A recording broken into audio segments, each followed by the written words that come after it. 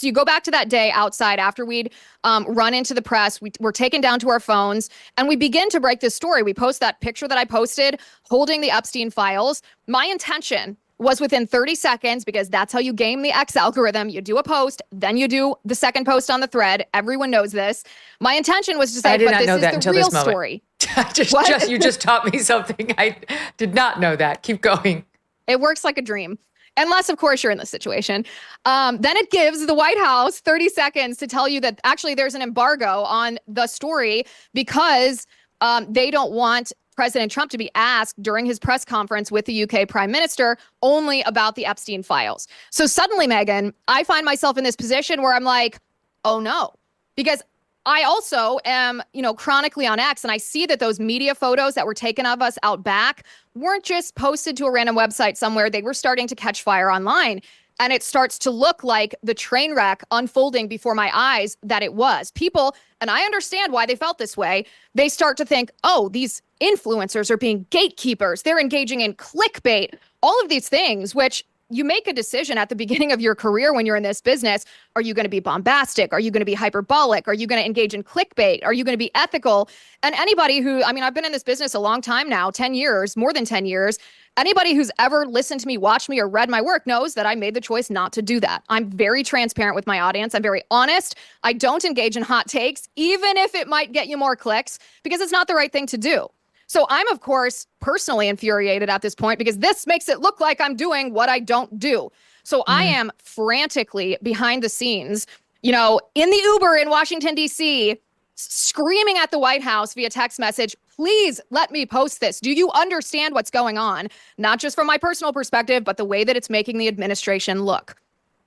Bureaucracy takes forever. It was at least an hour before we got permission to post the real story, and the damage by that time had already been done. So again, I held my tongue about this for a while because I thought, okay, maybe this unforced error was a severe lapse in judgment. For me as an outsider, and I'm only sort of an outsider, right? Because I'm a member of the press and I know the administration well.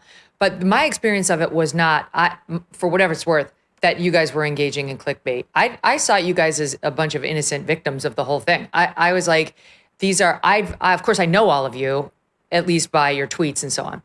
And I think this is a very loyal group to the president. This is a group that's been important to the president's election. This is a group that helped provide context, throughout the entire campaign when the mainstream was lying. This is part of the group that would try to set the record straight, provide additional facts and context. So there's no way this White House would willingly want to embarrass this group. So they've invited them to the White House, clearly. They've given them these binders that read, Epstein file. They've allowed them to be photographed holding the binders, and those photos hit the internet. And then within, a very short time after the photos hit the internet I don't even remember how it came out, but it was like, there's nothing new in there. There's nothing new. There's nothing new. And then the narrative kind of caught hold, like, well, they've been embarrassed. Why they've been embarrassed because now here they are holding up the binders and there's nothing new. And all I could think was, this is something you would do to people you don't like. This is something you would do to people whose credibility you wanted to undermine. But I never felt like you guys were guilty of doing clickbait. I felt like somebody in the administration has totally dropped the ball here. Why would they tell you guys there was something new or noteworthy or celebratory or in any way to show in these binders with the label on them if there weren't? Why would they do? And to this moment, I still don't understand that. Even hearing you, I'm like, why would Pam Bondi, if she said to you even at the time, there's nothing great in here, but I'm waiting on additional documents I just found out about, and I'll give you those. Why would she go through the exercise of the binders, which anybody would know had the potential to embarrass you? Why would you ever want to hold something up, as exciting if it was all old news? That's like a sin of journalism. Every journalist knows you don't want to tout something as big that's literally old news. And to this moment, I don't understand, Liz, whether it's because Pam Bondi was negligent in making sure, what's exactly in this binder, and does she know there's actually nothing new? You're about to humiliate people who care about you, or because she had some other motive. I don't know. Well, first of all, thank you for giving the benefit of the doubt to us that day. Not everyone in our movement gave the benefit of the doubt that way, and did accuse us of clickbait, which, like I said, you can look at my work. That's not the case. Yes, the question that you pose is a question that, believe me, I've asked myself a million times, and I've done my due diligence trying to investigate.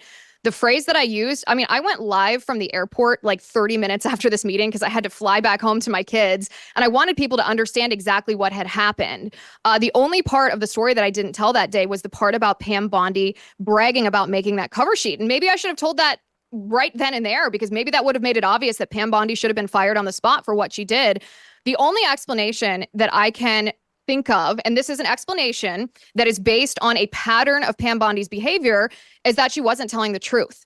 Not necessarily because she's corrupt and trying to hide the contents of the Epstein files, but because she's click thirsty, because she was more interested in making these big promises on Fox News, being a Fox News star and a mega champion. And she got out over her skis, promising things that she hadn't verified. And that's the root of this week. I said, listen, if I'm President Trump, I am looking at what Attorney General Pam Bondi has done to the base. He has lost his administration, even though he had nothing to do with this. His administration has lost a tremendous amount of goodwill with voters because people care viscerally about the Epstein files. They care deeply about this, partially because these are grisly crimes that were committed against children, but also because this represents justice. We have been harmed so many times by the deep state, whether it's parents being told we're terrorists because we didn't want trans ideology and critical race theory being indoctrinated into our children, whether it's being censored on social media or arrested outside of the Capitol because we had questions about the 2020 election, whether it's pushing back against COVID vaccine mandates. We have been vilified and demonized and targeted and subject to violence. And we voted for President Trump because he promised justice.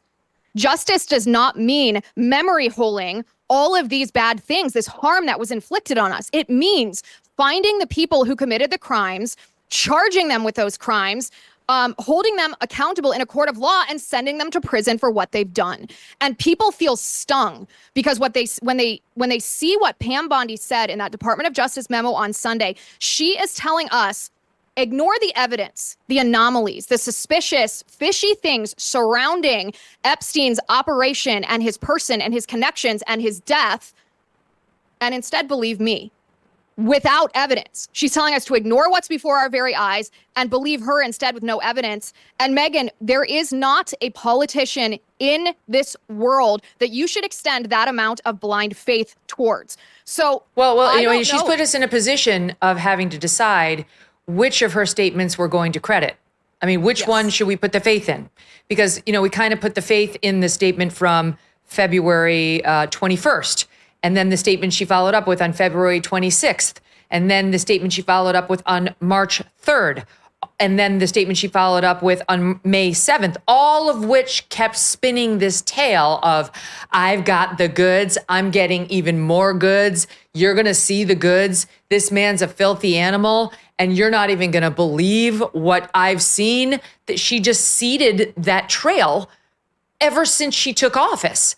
And then instead of coming out on camera Sunday night or Monday, when she purportedly realized there was absolutely no there other than the child pornography found on his computer, not involving third parties, like other than, you know, Jeffrey Epstein's predilection of, you know, disgusting random porn, and saying, I got it wrong.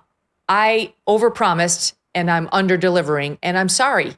She leaked to Axios a 2-page unsigned memo with absolutely no explanation, none whatsoever, and literally thinks that's enough.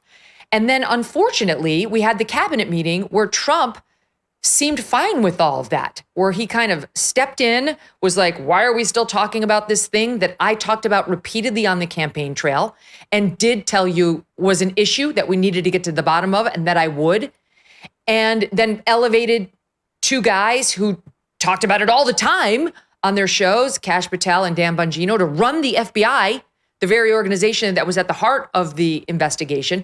And another person, Pam Bondi, who once I put in the office has been talking about it every other week and now looks at us and says, why would you still be interested in this? Do you even want to answer that question?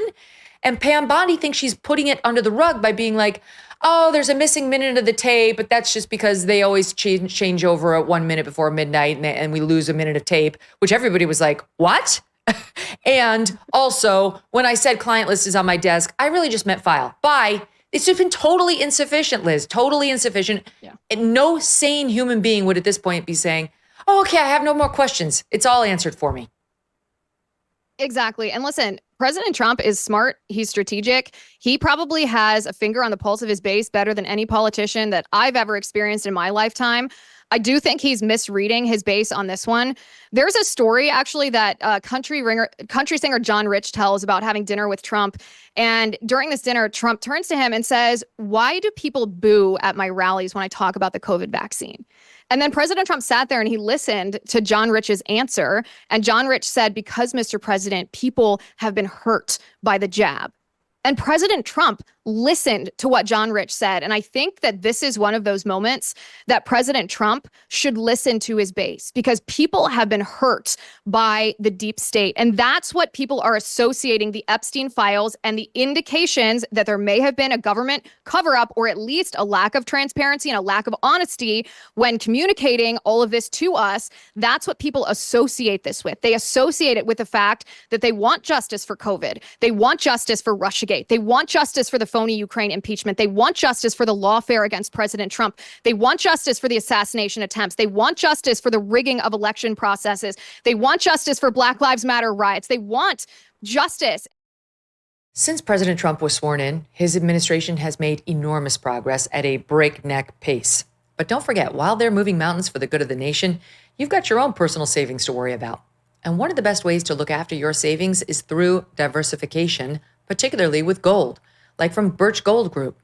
In the past 12 months, the value of gold has increased by 40%.